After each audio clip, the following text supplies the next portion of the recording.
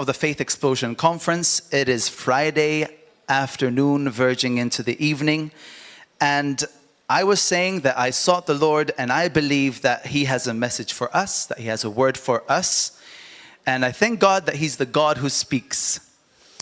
God is not silent. He's the God who speaks to His people. And God put on my heart a message about the dynamics of faith. And that's what this message is called. It's about the different faces, the different facets of faith. And I think we've heard this phrase many times where we talk about men and women of faith. Sometimes we call them generals of faith. And we know that faith pleases God, and without faith, it is impossible to please God, right?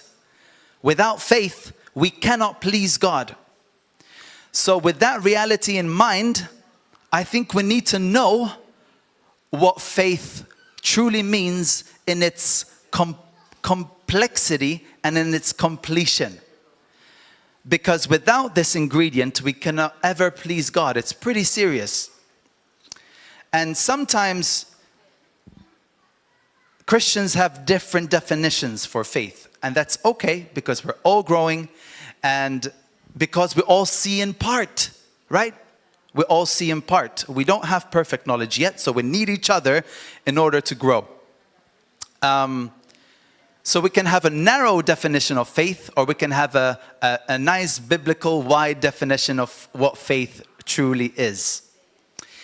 So let me start by this. I had heard many times, do you know that story when the disciples were unable to cast out demons?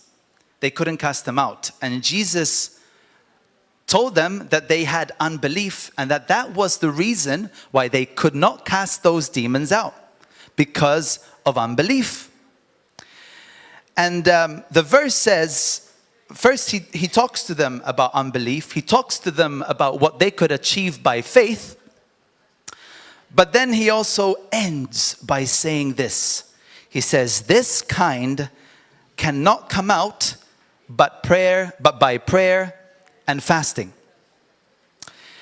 And to be honest with you, I had heard that this verse is pretty controversial among Christians, because first of all, this is recorded in the book of Matthew, and it's also recorded in the book of Mark.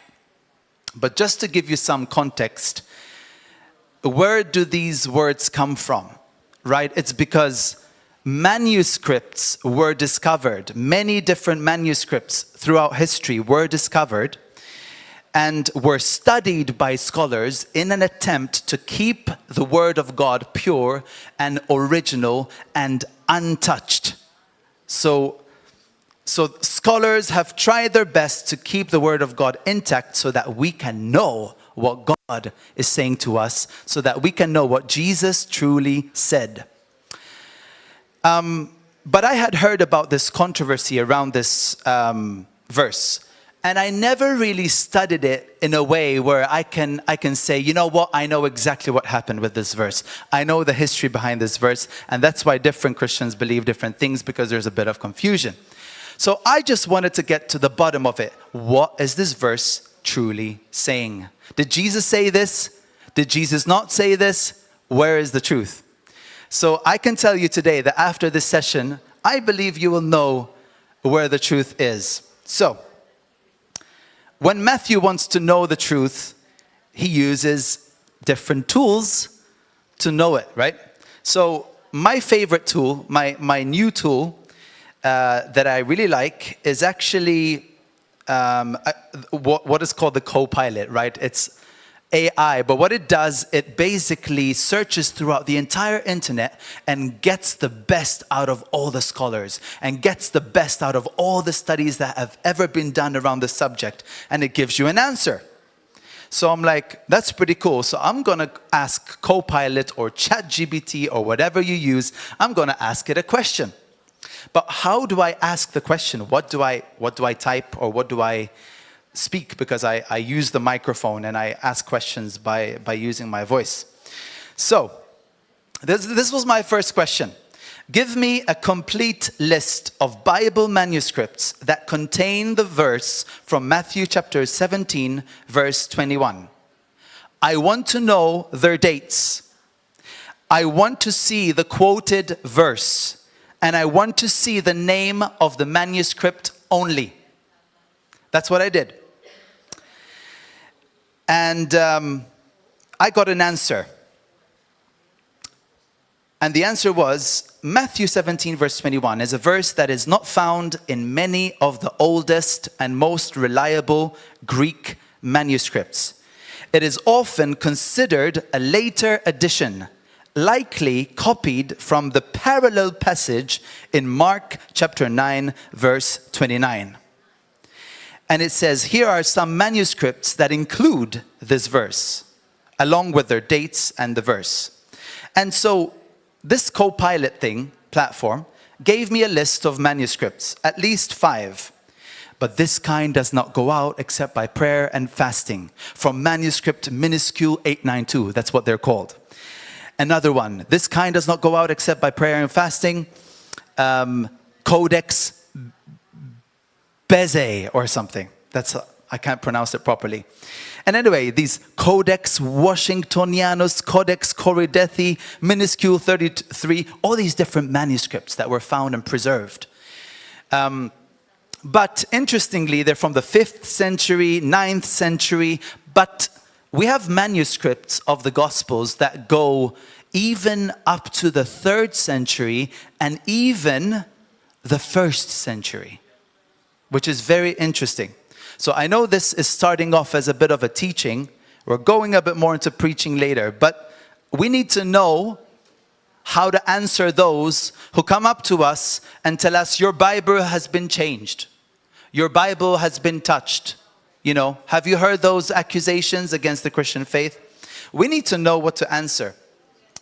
And the amazing thing is that God uses man. And because man so valued the truth, they wanted to preserve it the best way they could. But man is man. Man is not perfect. So I don't expect that man, in his attempt to preserve the truth, would not make any mistakes. It's okay. It doesn't change the word of God. It doesn't change what Jesus said. It's just what it is. So I was like, okay. So then I asked another question. Okay, let me just go a bit slower. So now I realized that I needed to study Mark 9, which quotes the same verse, because co-pilot was saying that verse was added from Mark 9. So it was missing from Matthew. So maybe, I'm just imagining these Christians going, oh, but it's recorded that Jesus said that in Mark. So therefore, I think we should add it as part of this account so that we don't subtract anything from what Jesus said. I'm just imagining how these people could have thought in order to add it to the Gospel of Matthew, right? So, okay, I was like, what is the total number of manuscripts that contain the verse from Mark chapter 9? Now, interestingly enough, that throughout history, there are different manuscripts. And some of them say that Jesus said, this kind does not go out except by prayer, and stop there, and didn't say fasting. So there are some manuscripts that have been found that basically quote this verse as saying, except by prayer, and doesn't include fasting. So that's why different translations have fasting in it, or don't have the word fasting in it. So anyway, I asked this question. Now check it out. This was the answer that co-pilot gave me. The phrase "and fasting" in Mark chapter 9, verse 29 is found in the majority of Greek manuscripts, specifically in over 1,600 of them. However, some significant manuscripts like Codex Sinaiticus and Codex Vaticanus do not include this phrase. So, let's summarize. That means that the majority of manuscripts that were found of this verse from Mark chapter 9, verse 29, where Jesus says, this kind of demon, this kind of breed This kind of demon type does not go out except by prayer and fasting. So the majority of manuscripts that were written and copied, they include the word and fasting. So that's why most of the translations have it down as except by prayer and fasting. Moving on. I kept asking questions. I said, so what is the total number of manuscripts that remove the words and fasting from Matthew chapter 9, verse 29? I want to know how many scripts left those two words out. I want to know why. So this was the response. The phrase and fasting is omitted in a few significant manuscripts of Mark chapter 9, verse 29. Specifically, the words are absent in 3 Greek manuscripts, and it tells you which ones they are.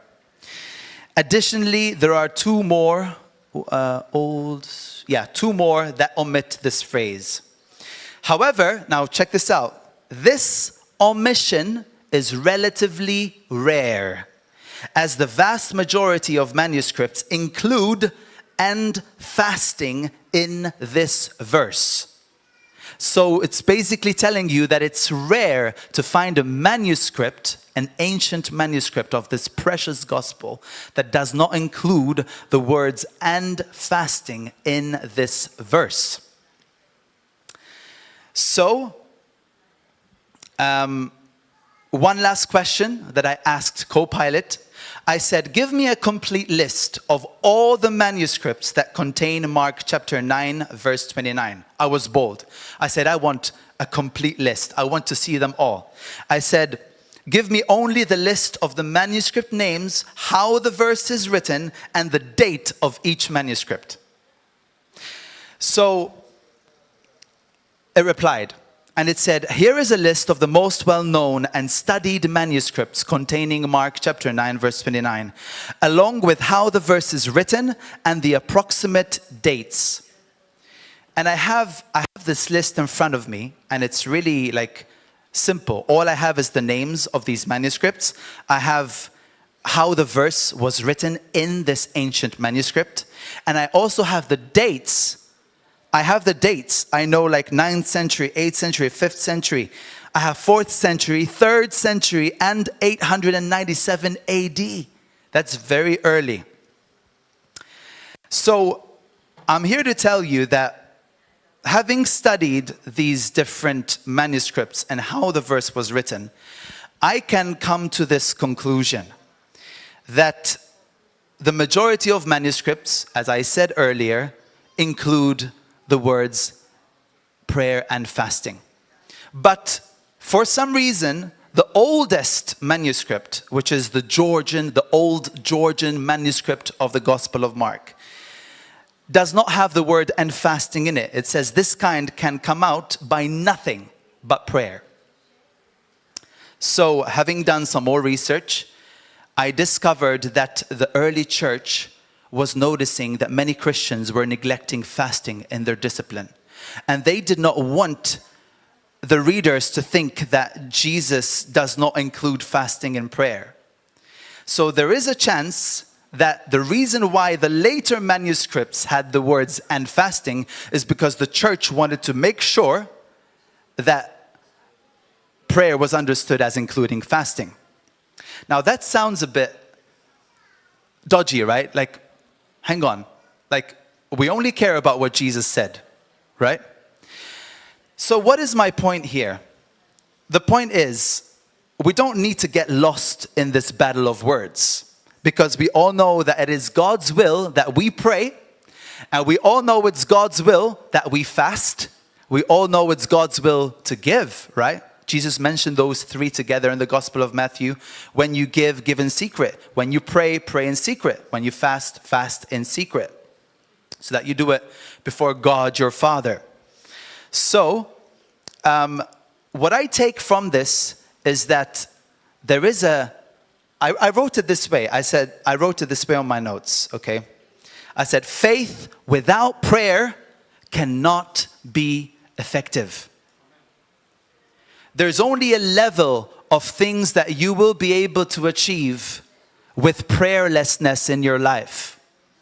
So Jesus was clearly saying that the power that you demonstrate, the power that you live out in your life is proportional to your life of prayer.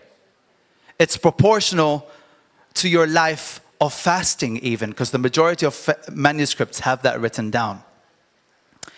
So that says something about what our faith should look like. And I'm basically saying today that faith looks like something. I used to listen to this preacher. Her name is Ħabbejtek. So when I was new in the Lord, I was really, really passionate about listening to this woman, Ħabbejtek. She used to say all the time, she said, love looks like something. And I found that so awesome, you know. Love looks like something. If I don't show you what it looks like, how will you know that I'm walking in love? But it's the same thing with faith. Faith looks like something. So, praise the Lord. So when we talk about generals of faith, when we talk about men and women of God, we know that these are people of discipline. Men who are disciplined in prayer.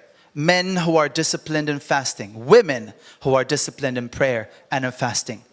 That's a man of faith. That's a woman of faith. Praise the Lord. And Jesus modeled that. Jesus found every opportunity to be with the Father. He escaped the crowds to be with him. He even spent all night in prayer at one point. That really troubles me. Why do I say this? How do you spend all night in prayer and go minister all day the next day? How do you do it? Because if I get less than 4 hours of sleep, I'm screwed. I'm moody. I'm a bit frustrated. I feel dry, you know, because I need physical energy to demonstrate Jesus and to live him out. So, I don't know, maybe there was something about the mountain that made him feel very light. And I don't live on a mountain, I live in a village. But anyway, it's a mystery to me. I don't have all the answers, but he did it. He prayed all night because he realized that these apostles were going to change the world. And he needed to be sensitive to the Holy Spirit in choosing the apostles. Praise you, Jesus. Okay, so did you get something from this? We demystified a Bible verse. Okay, moving on. So we said faith without prayer and fasting cannot be effective. But I'm saying now, faith with doubt cannot receive. So that's another dynamic of faith. So I know we heard some of this stuff, but sometimes we need to meditate on what the Word of God is saying. Because there is power in meditation to go deeper in understanding and seeing new things in the Word of God. Can we just go there? Matthew chapter 21, verses 20 to 22. I'm going to go. Now in the morning, as he returned to the city, he was hungry. Jesus was hungry. Thank you. So Jesus was fully human, right? He was hungry. And seeing a fig tree by the road, he came to it and found nothing on it but leaves, and said to it, "Let no fruit grow on you ever again." Jesus cursed the fig tree. The Bible even says that he did it. He cursed it. Let no fruit grow on you ever again. He cursed it. Immediately the fig tree withered away. And when the disciples saw it, they marveled, saying, "How did the fig tree wither away so soon?" So Jesus answered and said to them, "Assuredly I say to you, if you have faith and do not doubt, you will not only do what was done to the fig tree, but also if you say to this mountain, Be removed and be cast into the sea, it will be done. And whatever things you ask in prayer, believing, you will receive. Amen?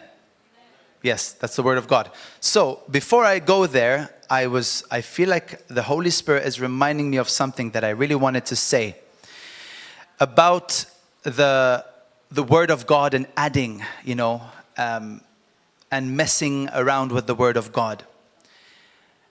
And we had to look at it together, that, in some manuscripts, these words were added, in some manuscripts they were not. And it's like a minor change. But I know that it's important to Jesus. We can never change the word of God. And I think we can learn from it as Christians. That we should never add to the word of God. We should never subtract to the word of God, because if we do that, we're losing our credibility. And how are we going to win Muslims who are very rigid to some extent? If they're faithful Muslims, they'll be rigid with the word of God. How can we win them if we're not accurate with the word? One of Satan's weapons is inaccuracy with the word of God. Handling the word of God inaccurately. Paraphrasing, they call it. Paraphrasing. Well, I'm just paraphrasing. Okay, you can paraphrase. There's a time to paraphrase, but make sure that people have got it right. When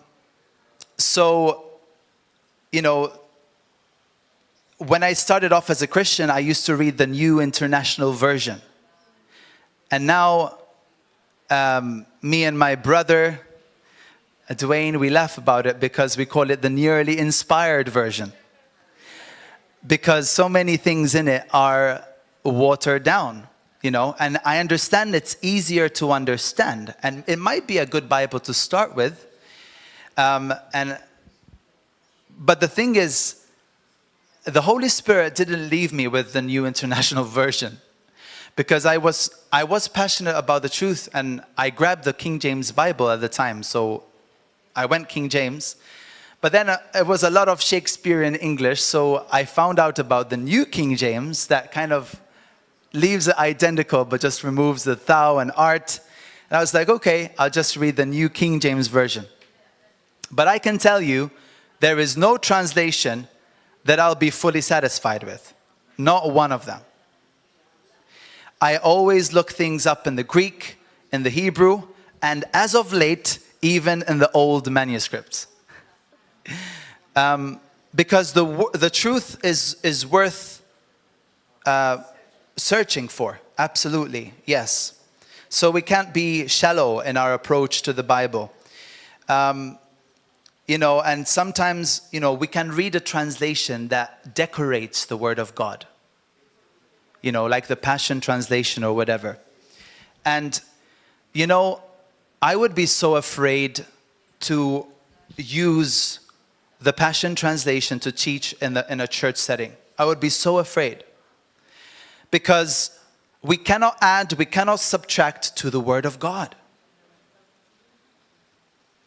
And so that might be a reading kind of Bible for you. I don't even read certain translations, even though they're popular. I never touch them because I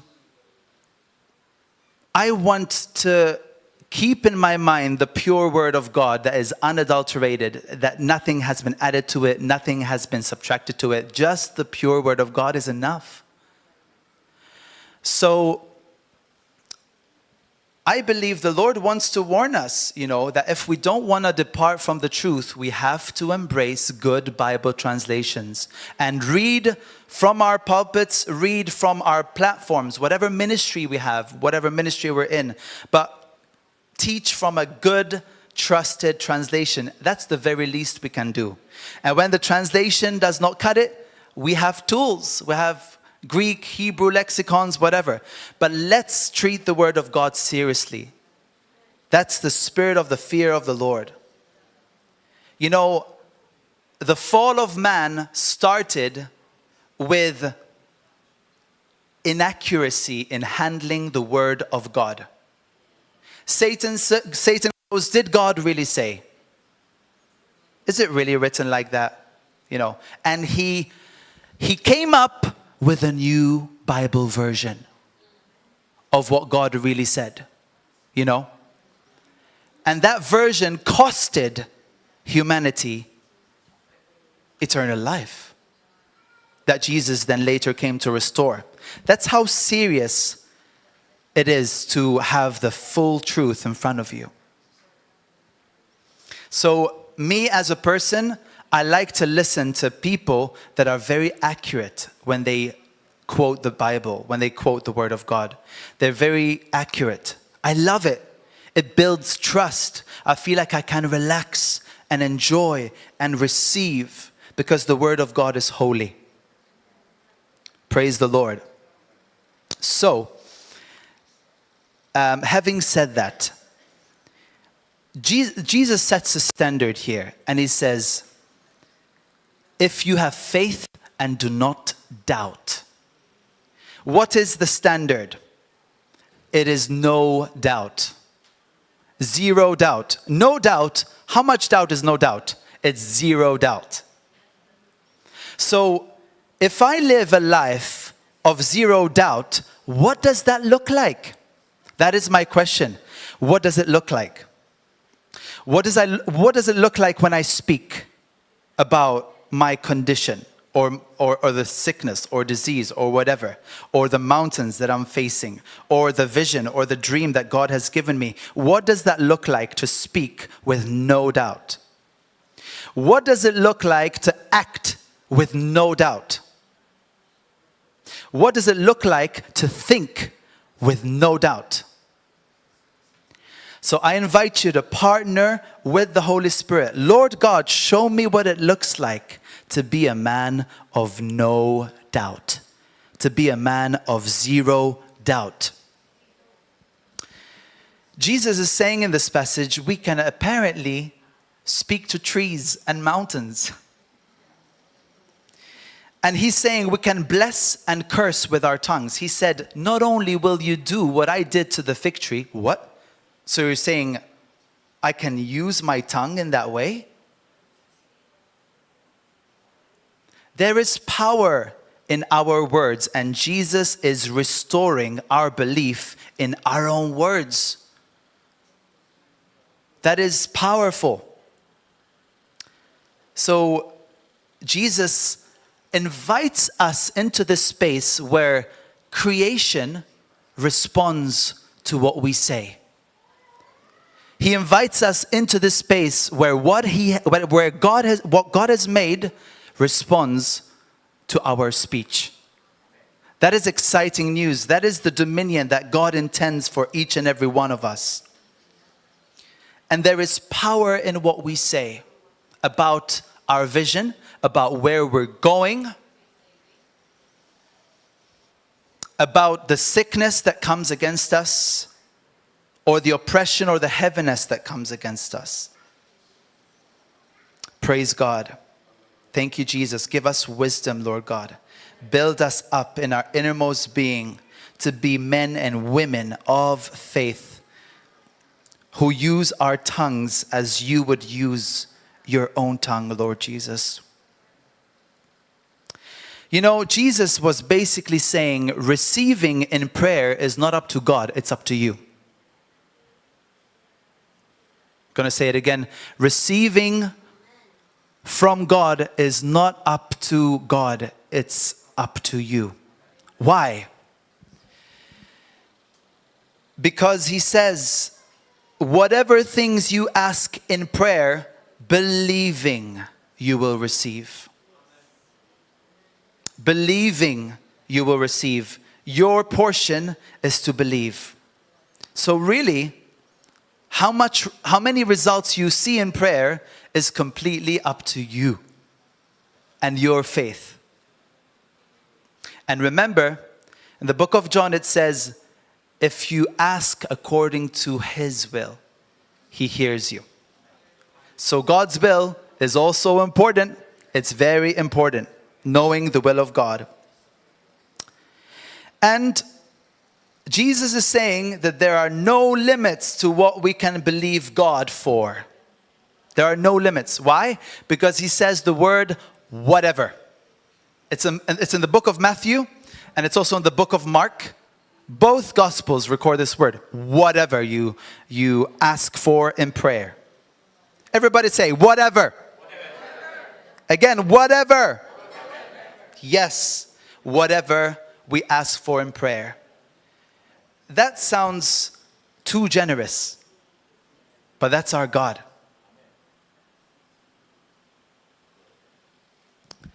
Hallelujah. So,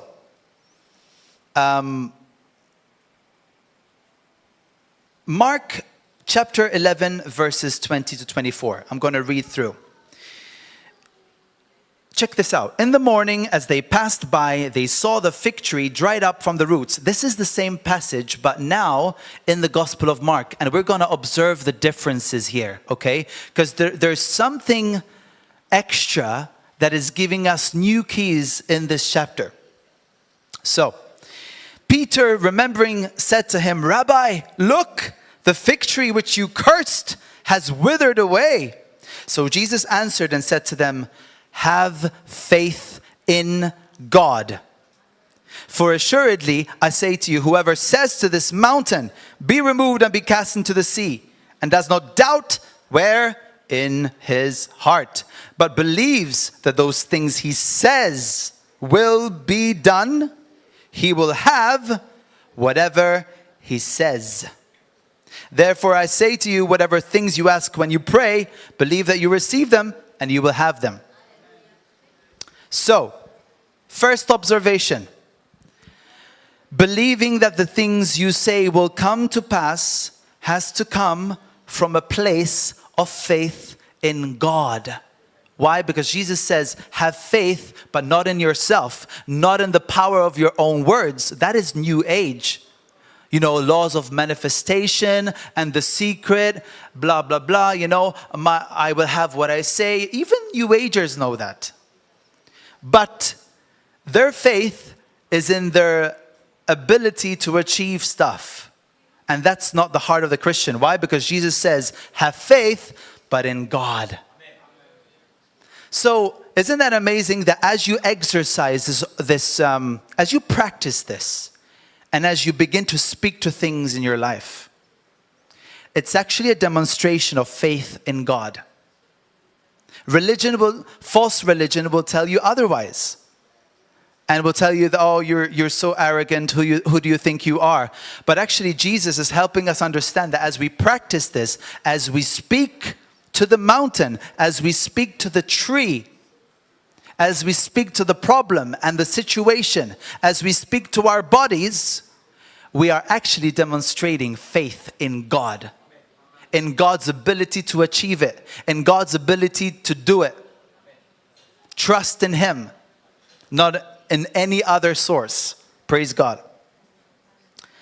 And interestingly, Jesus is saying that we must have no doubt in our hearts. So, you know, sometimes we think of doubt as being these thoughts that try and knock on the door of our minds. But actually, God wants us to protect our heart. If our heart is free from doubt, everything else in life will follow. And one more time, Jesus is saying that there are no limits to what we can believe. So because we believe in the power of words, say this with me. No limits over my life. No limits over my family. In Jesus' name. Yes, amen. And moving on, even in the Gospel of Luke, chapter 17, verses 5 to 6. So just to give you some context, right? Because when we read the Bible, we need to keep it in context. Jesus previously was telling his disciples that when somebody asks you, when somebody repents for the sin that they have committed against you, you forgive them as many times as they repent before you. That is the context. And He goes on to say this in Luke chapter 17, verses 5 to 6. As soon as the apostles hear this coming from Jesus, you must forgive 7 times. They go, Lord, increase our faith. How do I forgive this much? So the Lord said, if you have faith as a mustard seed. Now I know Dwayne spoke to you about mustard seed yesterday. You would have said to this mulberry tree, be pulled up by the roots and be planted in the sea, and it would have obeyed you. Notice when I study the Greek, it doesn't say, and it will obey you. It says, it would have obeyed you if you would have done it. So he's using that kind of tense, which is amazing. What is the point here? The point is that as human beings, sometimes we think, okay, we see a lack in a given area, and our mind thinks, I need more of this. So that's why the disciple goes, actually the apostles go, increase our faith. They're thinking, we need more. We need more faith. And Jesus shifts their perspective, and he says, actually, all you need is a grain of mustard kind of size. So you actually don't need much faith. So stop thinking that you need to increase and more faith and more faith and more faith. That was not what he was saying. So he's basically saying that with little, small size kind of faith, you can do something as crazy as commanding the tree to be uprooted and to be planted in the sea, and it would completely obey you. So what is the issue? What is the problem? Doubt is always the issue. Why? Because we saw earlier, the standard is very high when it comes to doubt. It is very high.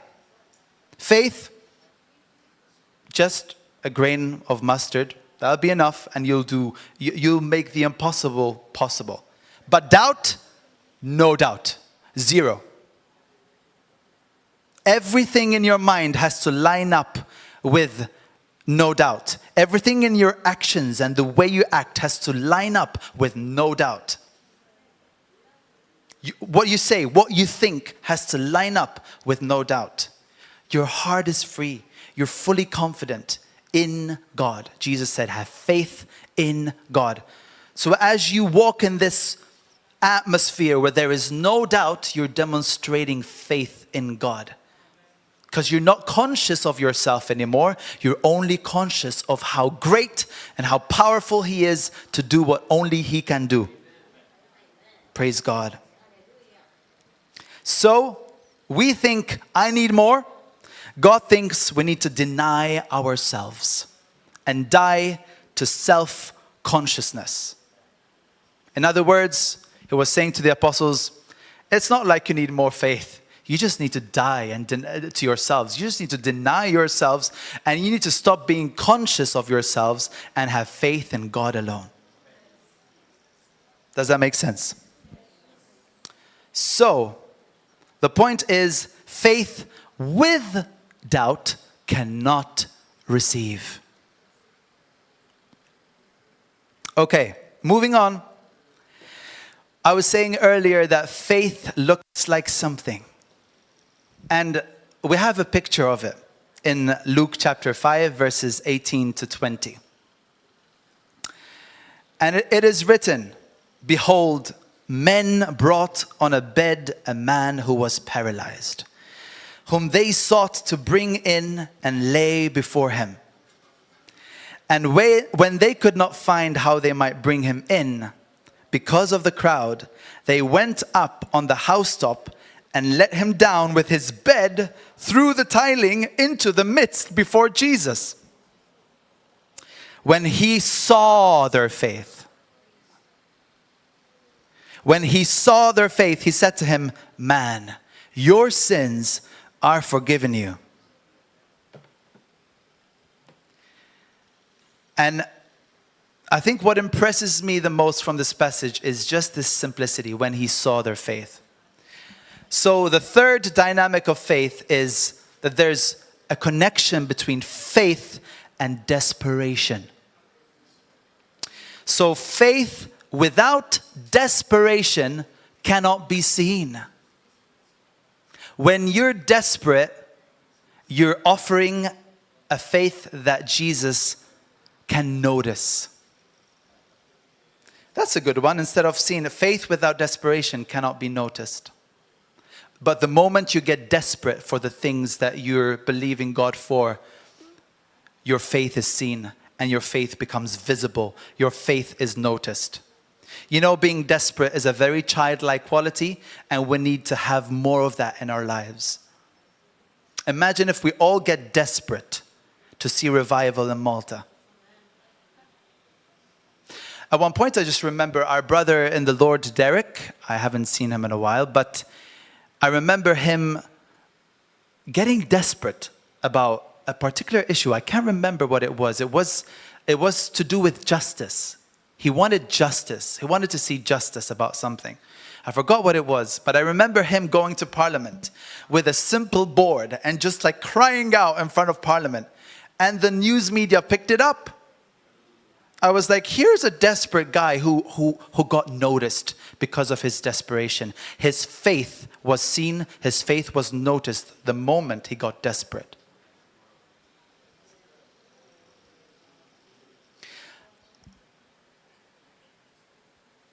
And I love to live out desperation. At one point, I remember I was really longing for a word from God. I was going through a rough time. And there was a minister of the gospel, and I knew that this minister was prophetic. And I was like, I'm desperate. Like, I'm just going to hold my hand up like this. You know, before prayer, I'm like, God, I can't be more desperate than this. I'm going to show you with my body that I'm so desperate. I'm going to hold my hand up high. Like, I'm desperate, Lord. Speak to me. And this woman called me. Why? She noticed that I was desperate. She called me forward and she prayed over me. It's not hard.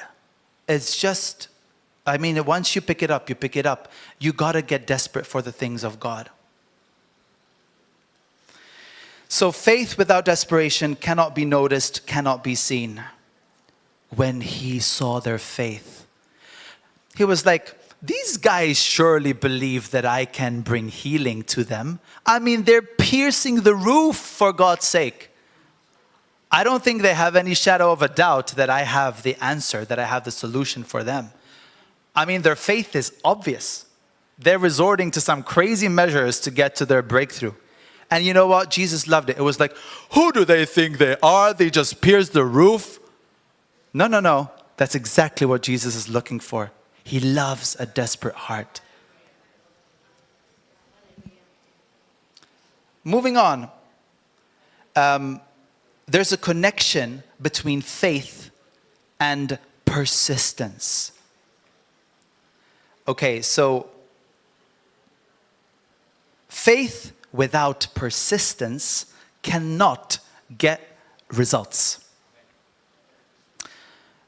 How do we know this? In Luke chapter 18, I'm going to go.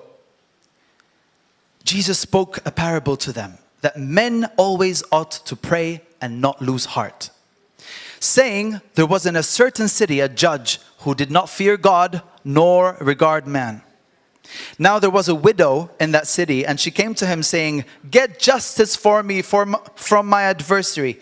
And he would not for a while, but afterward he said within himself, though I do not fear God, nor regard man, yet because this widow troubles me, I will avenge her, lest by her continual coming she weary me. Then the Lord said, hear what the unjust judge said. And shall God not avenge his own elect, who cry out day and night to him, though he bears long with them? I tell you that he will avenge them speedily. Everybody say, speedily.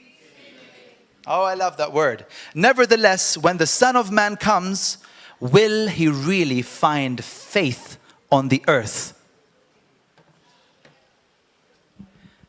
Okay, so there has to be a connection between the faith that Jesus is looking for and persistence. This verse is about a widow who kept coming to the judge. It was not more than once. She kept coming and kept coming and kept coming. And now there's an ocean of difference between the unjust judge and the righteous judge. So the attitude of the unjust judge is not the attitude of God the Father. So imagine the unjust judge gave her what she asked for, let alone the righteous, perfect judge. So the widow got what she asked for because she was persistent. And so Jesus is clearly saying that the faith he is looking for is a persistent faith that does not quit after the first or the second time the request has been made. It's about persistence. This is the faith that Jesus Christ is looking for. God says his elect cry out to him day and night, day and night, day and night. They're persistent. That's the way God's people show faith, through persistence. You know, Paul actually pleaded with God 3 times for his thorn to be removed. 3 times. Paul was persistent. He says in 2 Corinthians chapter 12, 3 times I pleaded with the Lord to take it away from me. But he said to me, my grace is sufficient for you, for my power is made perfect in weakness. Did you know that Jesus pleaded with God the Father 3 times that if possible, he would not go to the cross and endure that level of suffering? 3 times. Could it be that Paul was trying to echo Jesus with him pleading 3 times? I think that speaks about the kind of suffering that Paul was enduring. But anyway, let me prove it to you. Jesus in Matthew 26, verse 36. Jesus went with his disciples to a place called Gethsemane, and he said to them, sit here while I go over there and pray. He took Peter and the 2 sons of Zebedee along with him, and he began to be sorrowful and troubled.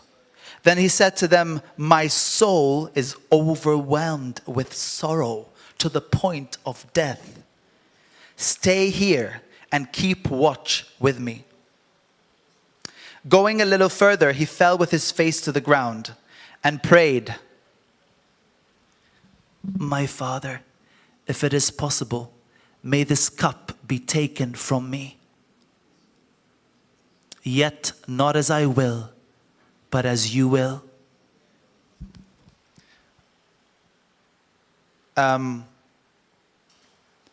If it is possible.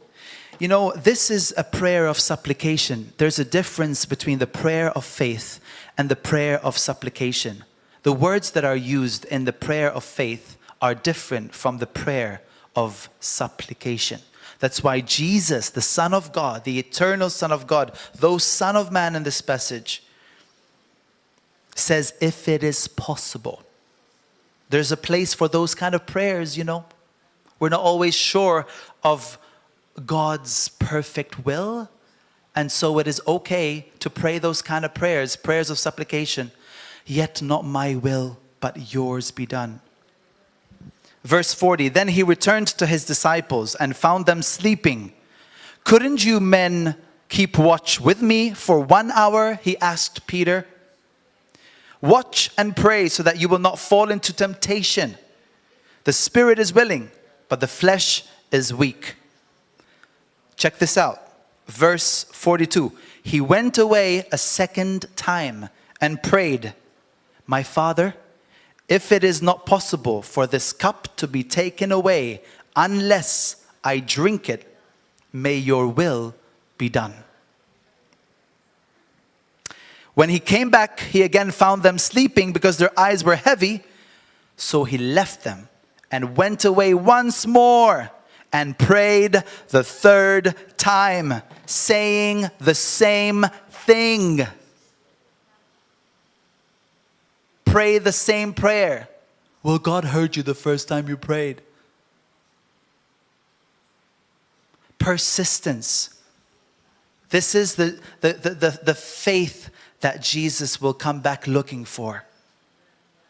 It's okay to plead with God more than once about whatever request you have. So faith without persistence cannot get results or an answer. It doesn't have to be a favorable result. It can just be a closed door. And you have to trust God in that, right? Okay, this is probably the most controversial one, but Jesus helped me to say it. But there's a connection between faith and poverty. Faith without denial of earthly treasures is not rich, cannot be rich. I'm going to explain it to you from a biblical perspective. Hang on with me. So, this is James 2. Yeah. Can we go to James 2? Now, I'm going to read from, I believe this is verse 1. My brethren, do not hold the faith of our Lord Jesus Christ, the Lord of glory, with partiality. Okay, so this is now, we're talking about the faith of our Lord Jesus Christ. It is His faith. We are living by faith in the Son of God. It's no longer us who lives, but Christ Jesus who lives in us. So this is the faith of our Lord Jesus Christ as we express Him, right? Verse 2. If there should come into your assembly a man with gold rings in fine apparel, and there should also come in a poor man in filthy clothes, and you pay attention to the one wearing the fine clothes and say to him, you sit here in a good place, and say to the poor man, you stand there, or sit here at my footstool. Have you not shown partiality among yourselves and become judges with evil thoughts? Listen, my beloved brethren. Has God not chosen the poor of this world to be rich in faith and heirs of the kingdom which He promised to those who love Him? What? God has chosen the poor? Chosen the poor? Is He talking about the spiritually poor or the physically poor? The physically poor. He just told you they were wearing very basic garments, right? Has God not chosen the poor to be rich in faith? I think there's a reason why many men of God and women of God go to Africa and minister to the lost in Africa. Because many times the physically poor are rich in faith because they got to trust God for stuff that the rich or the average family would never be able to trust God for. So God calls poor people chosen. And this is the faith of our Lord Jesus Christ, it says in the beginning of the passage. Why? Verse 5. Verse 6. You have dishonored the poor man.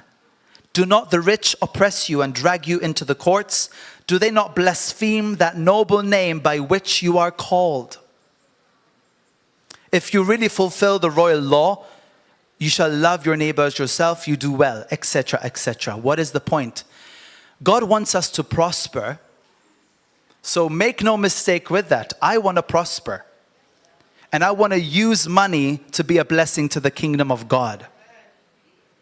And I'm all for increase in prosperity and contentment of heart. You know, the Bible says be content. You know, there's a place for contentment as you contend for the more that God has for you.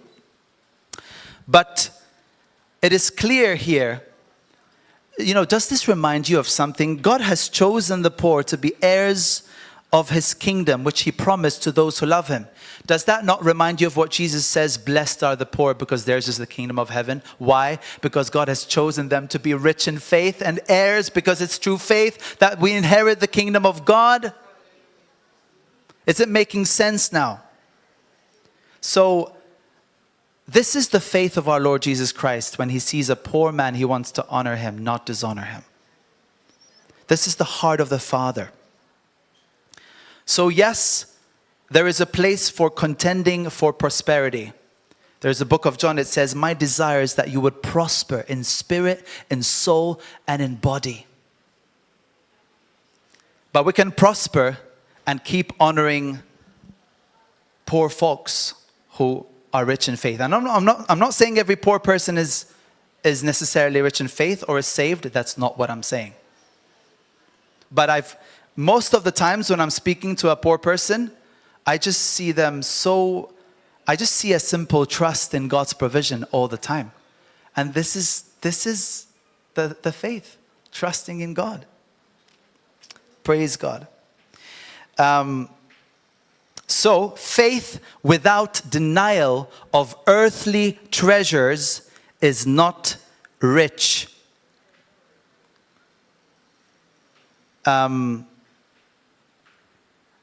I'm going to add this, okay? Check out what Jesus says to the church in Laodicea.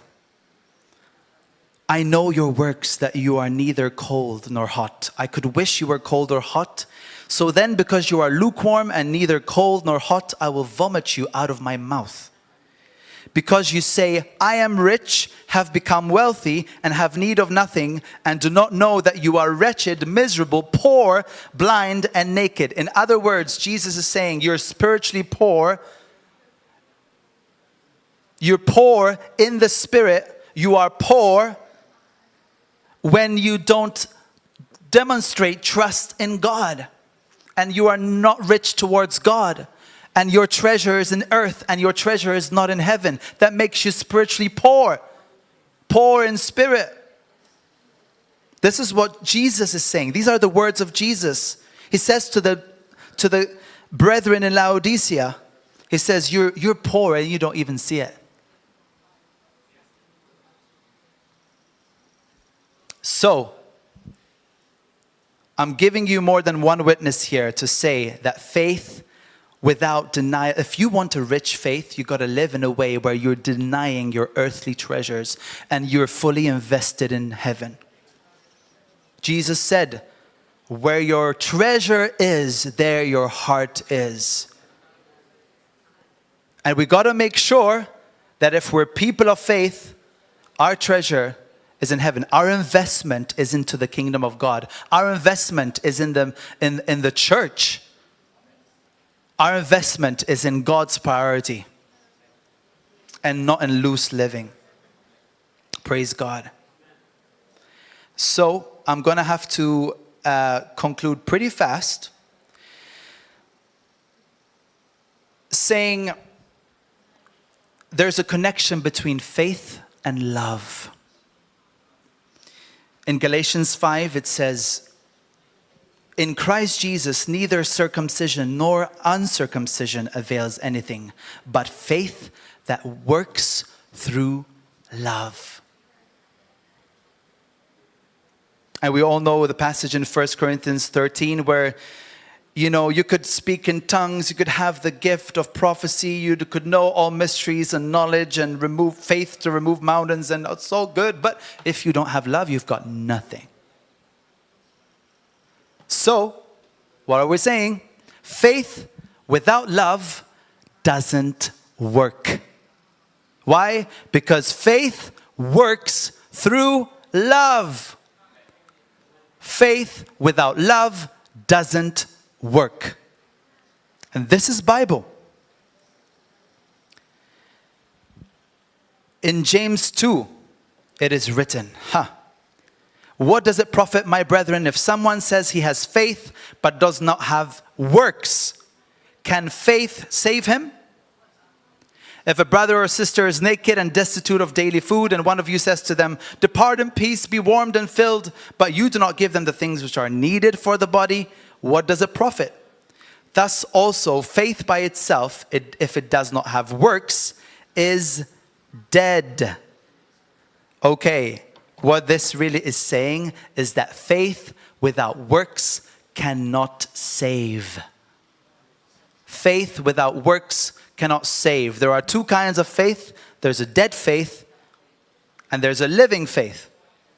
Dead faith is faith without action. Living faith is faith with action. Praise God. So faith without works cannot save. I love this one. Faith without revelation doesn't impress. So there's a connection between faith and revelation. You remember the story of the centurion who needed his servant to be healed. And he goes to Jesus. He says, I am not worthy that you should come under my roof, but only speak a word and my servant will be healed. For I am a man under authority, having soldiers under me. And I say to this one, go, and he goes. And to another, come, and he comes. And to my servant, do this, and he does it.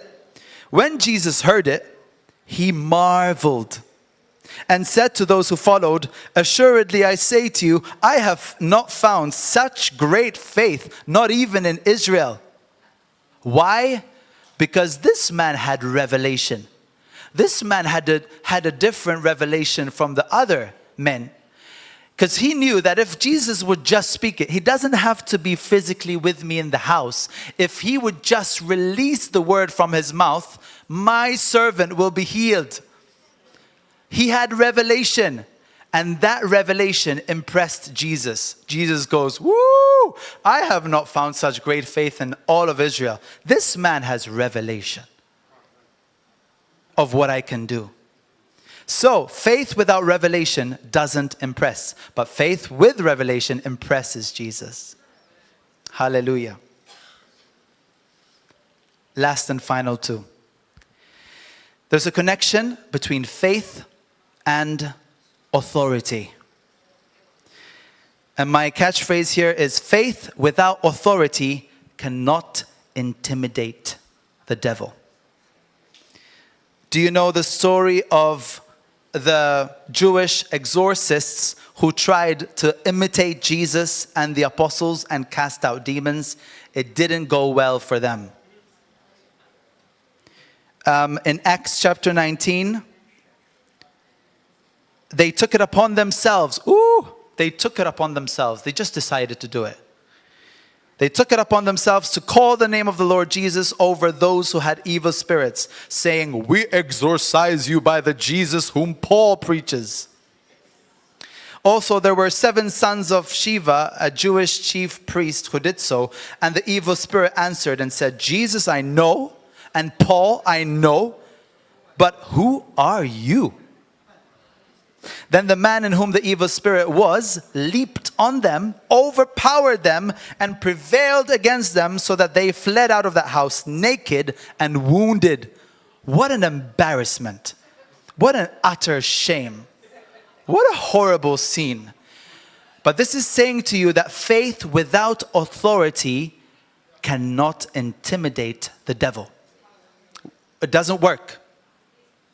You need authority to walk in faith. Lastly, this is just the sweet one to finish with. But there's a connection between faith and observation.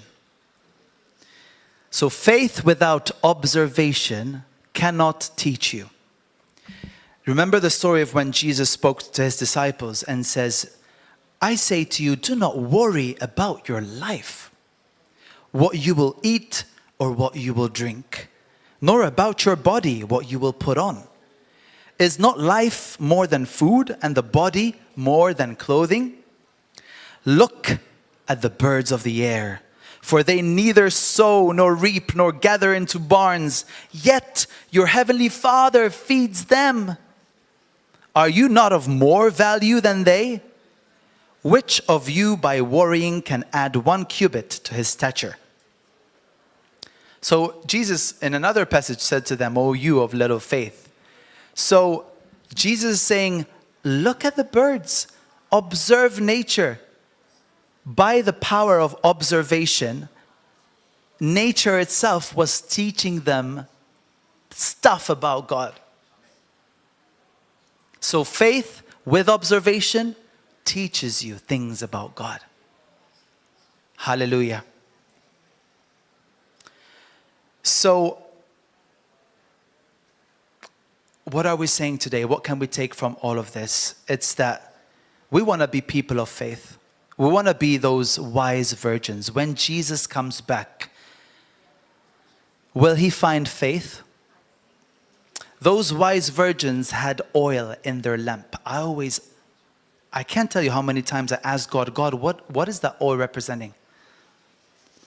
The deacons in the book of Acts were chosen because of 3 characteristics. They were men full of the Spirit, full of wisdom, and full of faith. Can I tell you that these 3 things are exactly what happens when your lamp is full? Your lamp is filled with oil when you're filled with these 3 things. You're filled with wisdom from the scriptures. You're filled with the Spirit of God. The scripture says, be filled by singing, right? People who are filled with the Spirit of God sing worship to God. They praise him. And they're filled with faith. But in order to be filled with faith, you need to know what faith is. And that's what we did today. We're saying men and women of faith are men and women of prayer who are effective in their ministry because of that. Men and women of faith are people who walk with no doubt in their mind, in their speech, and in their action. They're people who are filled with faith. They have no doubt.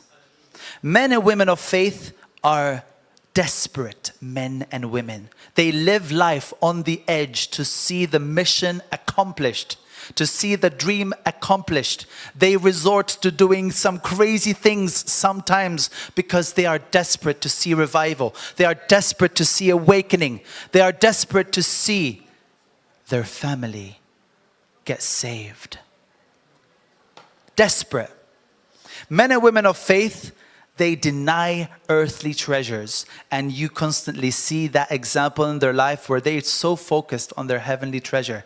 That is where they invest. They invest their time. They invest their resources into the kingdom of God. Men and women of faith walk in love. Because their faith works through love. They're patient, they're kind, they are not envious, they are not boastful. They believe all things, they hope all things, they endure all things, and their love doesn't fail. Their faith works. Men and women of faith do what they preach. Men and women of faith act on what they believe. They don't just read the word of God and quickly forget what they read, but they pick something from it and they incarnate the word of God and make it flesh in their lives. Men and women of faith have revelation. They're not like, oh, I ticked my Bible reading off my to-do list today. And I spent half an hour Bible reading. Okay, what did God show you? What did you take from it? I don't know, but I had fun. It was good. Okay, but what's the revelation that you left your prayer closet with? What did you receive? It's not about how much time you spend in the Bible. It's about how much revelation you are getting from it. It's not about how much time in prayer you spend. It's about how much fellowship you had with the Holy Spirit. Okay. Men and women of faith are men and women of authority. They are sealed with the Holy Spirit and they truly belong to Jesus Christ. They're baptized in water. They are filled with the Holy Spirit. This is the most basic thing. And men and women of faith are people of observation. They learn by the things that they see around them. They take every opportunity to look for God in the things that surround them. They're looking for the voice of God in creation. They're looking for the voice of God and the wisdom of God in their daily life through the circumstances, what God is speaking around them. This is biblical faith. Praise God. So can we just stand together? Hallelujah. Praise God. So, I would prefer to just leave the ministry time for our time that we're going to have this evening. But I just want us to pray together and just see what the Lord will do and speak. So can we just lift up our voices in tongues just for a minute or two? Kia rabakadara bahandara sikaha. Roka bababara kia dalarabaha sikoholoro shikaha. Roka babadara sikoholara kahadara bahandara sikoholorosa. Men and women of faith. Shika rabakandara basikoholorosa. Men and women of faith. God is raising men and women of faith. Roka bakahadarasa. People of love, people of authority.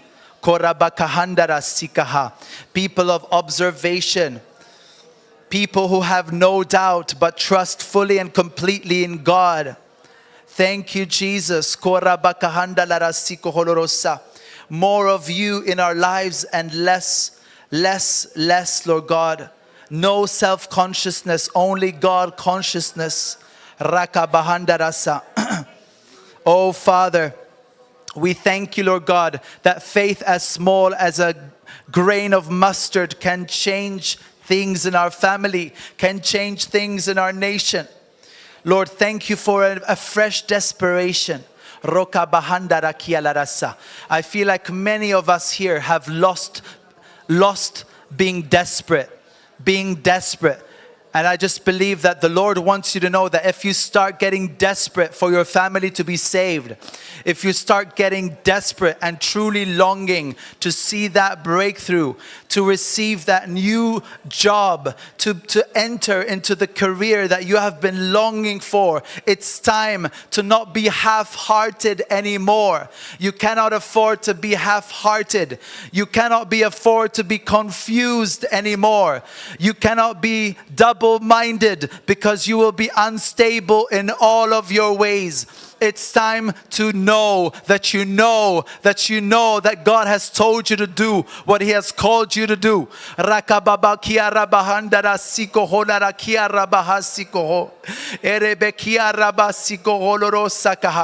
Father, thank you for a spirit of faith. Lord, from faith to faith, from strength to strength upon my brothers here today. And Lord, I pray for a fresh move of desperation in their life, that they will lay hold of the things that you have called them to in the name of Jesus. I pray, Lord God, for a renewed mind in their lives, a renewed mindset, that they would have the faith of our Lord Jesus Christ, that they would see what Jesus sees, that they would do what Jesus does, that they would think like Jesus. Hallelujah. Rokabasikaha. We can never think higher than God. God's ways are higher. God's thoughts are higher. So you can never think higher than God. You can never outweigh God. So think like Jesus. Think like Christ. Hallelujah. Roka baba kia rabasi koholara kia rabasi kaha. Father, I pray that you would loose, Lord God, a spirit of revelation upon your people, upon your church, Lord God. That we would understand new realms in the Spirit. That, Lord, you would add to our faith knowledge. That you would add to knowledge understanding. And to understanding you would add wisdom. That we would be complete in Christ. That we would be whole, having the fullness of the stature of Christ Jesus. Roka baba kia rabasanda. Thank you, Lord, that we will never be the same again. Our families will never be the same again. Lord, we thank you, Lord, that career is being accessed. Lord God, Roka darasanda, that you are making our paths straight, that you are ordaining our steps into your perfect destiny for our lives. Roka bakandarasa. Thank you, Lord, that what is lame is being straightened right now. In the name of Jesus. No more walking lame. No more being slowed down or delayed. Lord, but we ask you for acceleration and speed. Speedily the Lord shall avenge you. Speedily the Lord shall avenge you. Quickly the Lord shall avenge his elect. Because the time is short and it's time to redeem time in your life. It's time to redeem time. Roka bakandarasi kohora bahandarasi kohora bahandarasi. Oh, we thank you, Lord. You are great and you are awesome. Roka Sanda. Thank you, Lord, that this church will be known as a church of biblical faith. Thank you, Lord, that this church is being known, Lord God, for a church of authenticity, for a church, Lord, of accuracy, Lord, for a church that preaches the full counsel of God and the pure gospel of Christ and the kingdom of God that calls people to repentance and faith in the Lord Jesus Christ. Rokabakasanda. Thank you, Father God, that all our days you will deliver us, Lord God, from a different spirit. You will deliver us, Lord God, from every false gospel that is being preached, Lord, out there. Thank you, Lord, that you will help us and enable us to know the Jesus that Paul preached, that is preached in the Word, to know him and to be like him and to imitate him. In Jesus' name, amen. Amen. Be blessed.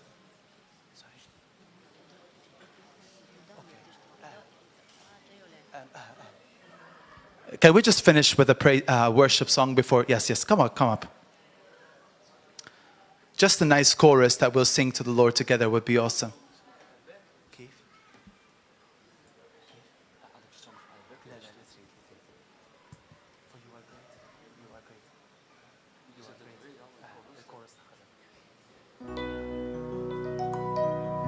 Thank you, Jesus. Thank you, Jesus. You are good.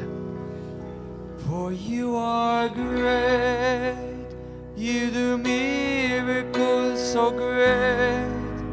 There is no one else like you.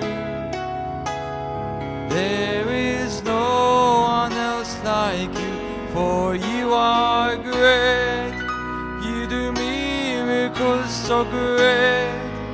There is no one else like you. There is no one else. You are great.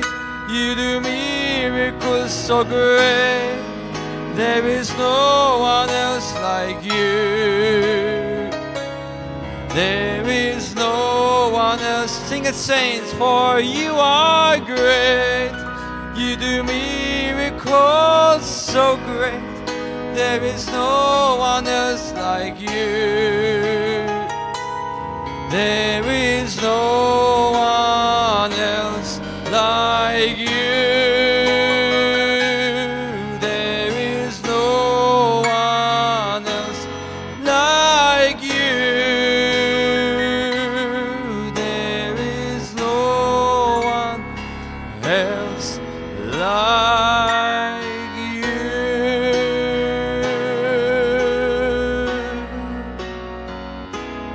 There is no one else like you. Hallelujah.